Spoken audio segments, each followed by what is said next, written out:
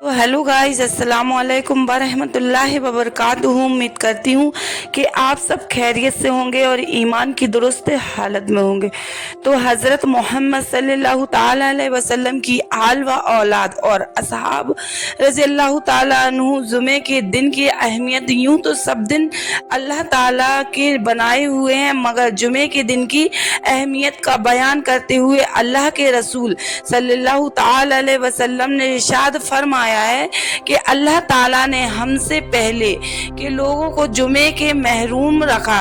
चुनांचे यहूदियों के लिए सनीचर और ईसाइयों के लिए एतवार का दिन था। फिर अल्लाह ने हमें ले आया और उसने हमारे जुमे के दिन की तरफ रहनुमाई की। उसने पहले जुमा, फिर सनीचर और उसके बाद एतवार। इसी तरह वह कयामत के दिन भी हमसे पीछे होंगे। हम दुनिया में आए तो आखिर में, लेकिन कयामत के रोज हम पहले होंगे और तमाम उम्मतों में से सबसे पहले हमारा फैसला किया जाएगा। और जुम्मा सबसे बेहतर दिन है, सबसे बेहतर दिन जिसका सूरज तुलूब हुआ जुमे का दिन है। उसमें आदम अलैहिस्सलाम को पैदा किया गया, इसी दिन उन्हें जमीन पर उतारा गया, इसी दिन उनकी तौबा कबूल की गई, इसी दिन उनकी वफात हुई और इसी दिन क़यामत कायम होगी। हर सिला अल्लाह ताला ने इस दिन आदम अलैहिस्सलाम को पैदा किया। दूसरा, इसी दिन उन्हें जमीन की तरफ उतारा। तीसरा, इसी दिन उनकी वफात हुई। चौथा, इसमें एक घड़ी ऐसी है कि उसमें बंदा अल्लाह से जिस चीज का सवाल करता है अल्लाह उसे अता करता है, बेशर्ते वह हराम का सवाल ना हो। और पांचवा, इसी दिन कयामत कायम होगी। जुमा की नमाज किस पर फर्ज है? जुमे की नमाज सबसे अहम इबादत नमाज जुमा है, हर मुकल्लिफ पर फर्ज है। इस बारे में इरशाद वारी ताला है कि ईमान वालों, जुमे के दिन जब नमाज जुमा के लिए अजान कही जाए तो जिक्र इलाही की तरफ दौड़कर आओ और खरीद व फरोख्त छोड़ दो, अगर तुम जानो तो यही तुम्हारे लिए बेहतर है। और अल्लाह के रसूल सल्लल्लाहु ताला अलैहि वसल्लम ने फरमाया, नमाज जुमा अदा करना हर मुकल्लिफ मुसलमान पर हक व वाजिब है, सिवाय 4 अफराद के, गुलाम, औरत, बच्चा और मरीज। इसी तरह मुसाफिर पर भी जुमा फर्ज नहीं है और इस पर उम्मत का इज़माम हो। जुमा की नमाज जमात से पढ़ना फर्ज है।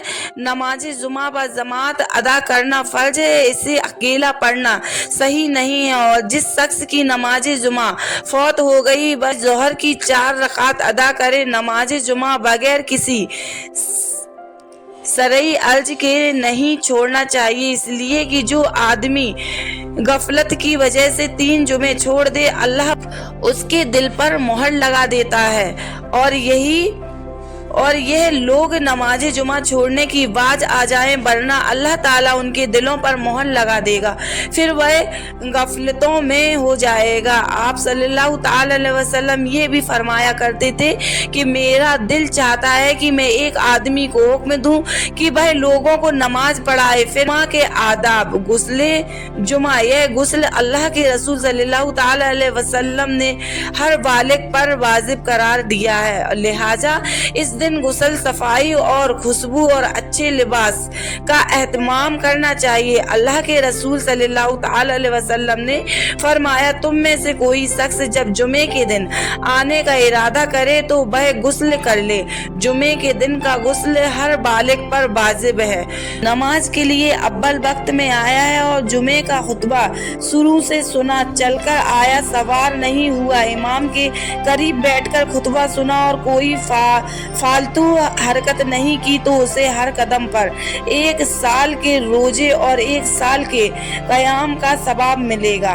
के दिन एक मुबारक घड़ी, जुमे के दिन एक घड़ी ऐसी आती है कि उसमें कोई मुसलमान बंदा नमाज पढ़ रहा हो और अल्लाह से दुआ मांगे तो अल्लाह उसकी वह दुआ कबूल करता है।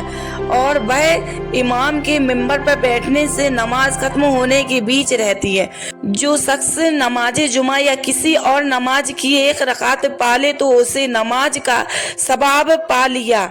जुमा के दिन दुरूद शरीफ पढ़ना वैसे तो हर मुसलमान को अपने नबी करीम मोहम्मद सल्लल्लाहु ताला अलैहि वसल्लम की खिदमत में दरूद शरीफ का नजराना पेश करते रहना चाहिए, लेकिन जुमे के दिन इसका दूसरे दिनों के मुकाबले में ज्यादा पढ़ना चाहिए। आप सल्लल्लाहु ताला अलैहि वसल्लम ने इरशाद फरमाया, जुमे के दिन मुझ पर कसरत से दरूद भेजा करो, वह मेरे सामने पेश किया जाता है।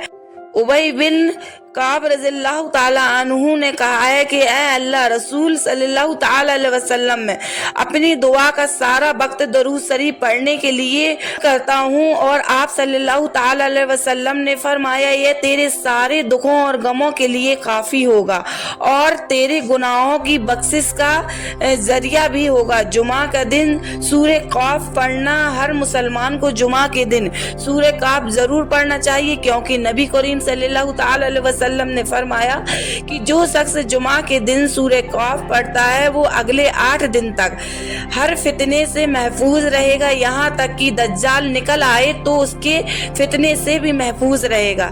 सूरे काफ पढ़ने के 2 फायदे हैं। पहला फायदा ये है कि उससे अगले 8 दिन यानी अगले जुमे तक हर फितने से महफूज रहेगा, साथ ही दज्जाल के फितने से भी हिफाजत होगी।